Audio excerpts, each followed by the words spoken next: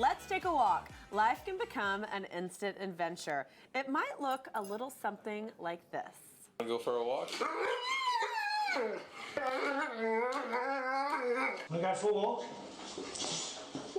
Walk? Wanna go for a walk? Wanna go for a walk? Wanna go for a walk?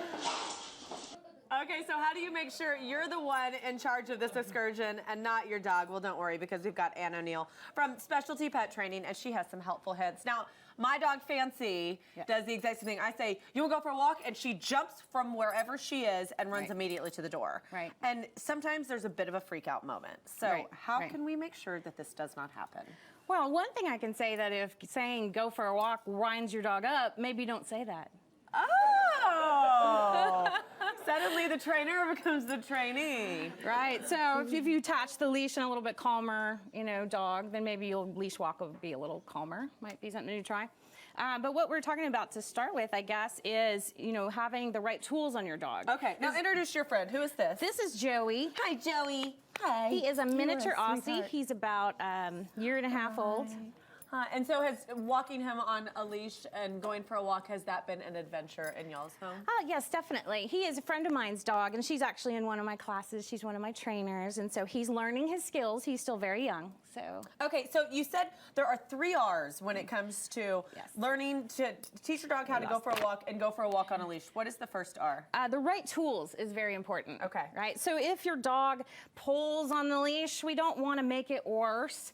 Some small dogs have throat collapsing tracheas, things like that. So you don't want to have a collar on a dog like that that's got a tiny throat. Because when I got Fancy, I wasn't sure, like Joey's in one of these harness things. Yes. So like when you pull back on the leash, it pulls back kind of their upper body, but I didn't know this which type will was best. actually make a dog pull, and this is more demonstration purposes. You see how he's kind of leaning into it a little bit as I pull. This would be the kind of harness you would put on a sled dog or on a horse to pull a cart. So this is going to make the dog pull due to what's called the opposition reflex, which is going to make the dog lean forward. So if I have a pulling dog, I'm going to buy one of the harnesses that clip in the front, and what that does is if the dog goes to pull, it turns them around the other direction. No, this way. It turns them around the other direction. It's kind of like a horse, like when they put the harness on them, then like you can steer them based off of the leash. It is. Now there's several different front clipping harnesses you can buy. You can get them at most of the local pet stores just fine.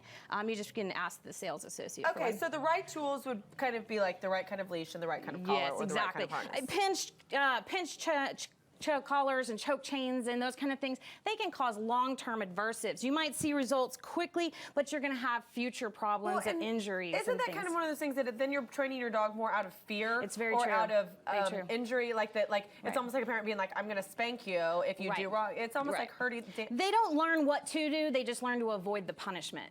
Okay, so the next R would be the right skills. Yes, ma'am, yes, ma'am. And just like I said, Joey's young, so he's got a whole world to discover. He's got people to greet and dogs to greet and birds to smell and things to sniff, poo to sniff. Yeah, with Fancy, it's a sniffing situation. It is like she wants to smell every dog that goes by, and it's like, okay, let's come along. Yes. So creating good leash walking skills means teaching him to follow me.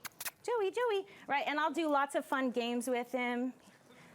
Good boy, good boy. Now, a problem I have with Fancy, and I think a lot of it's because she's a rescue dog, and there's a little bit of fear still instilled in her. She will just sometimes stop. Right. And you can tell that it's out of fear. Is there any quick tips that you can give maybe anyone else that's experiencing that when their dog just flat out is not gonna walk? Yeah. Well, I would definitely bring a high value motivator with you, like chicken or something like that, and you kind of get down and encourage the dog back into walking again. So okay, come on. That's a good tip. Now, of course, and the last tip, which is such a good one, is right motivation. Yes, and in my classes, I teach people to feed their dog their dinners or breakfast on walks. And this, by having the food with you, gets the dog interested in you instead of everything else going on. So we're playing leash walking games, we're doing stops and sits and spins, and I'm motivating to the dog instead of everything else out there in the world motivating the dog. So many great tips, and of course, I'm sure a lot of people who are have new pets are struggling with leash walking and going for a walk. And